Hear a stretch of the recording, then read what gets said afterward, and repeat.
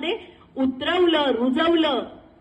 आणि ज्यावेळी जे वय असतं सवंगड्यांसोबत खेळण्याचं, त्या वयामध्ये जेव्हा ही माता संस्कारांचं हे स्वराज्याचं बीज पेरते, त्यावेळेस अवघ्या 16 वर्षाचे शिवाजी महाराज रायरेश्वराच्या मंदिरात स्वराज्य स्थापनेची शपथ घेत असतात. खरंच किती मोठी गोष्ट आहे नाही का? कसं घडवलं जिजाऊने या बालमनावर, कसं सिंचन केलं संस्कारांचं? कृष्णाच्या गोष्टी सांगितल्या, रामाच्या गोष्टी सांगितल्या आणि स्वप्न दाखवलं. आज आपल्याला सुद्धा आपल्या मुलांना आपण कोणतं स्वप्न दाखवलं पाहिजे याचा सुद्धा विचार करावा लागणार आहे. कारण जे स्वप्न आम्ही मुलांना दाखवतोच ते स्वप्न उराशी बाळगून माझा पुढचा भविष्याचा पाईक नागरिक हा घडत असतो. त्यामुळे मुलांना सुद्धा मोठी स्वप्न दाखवा.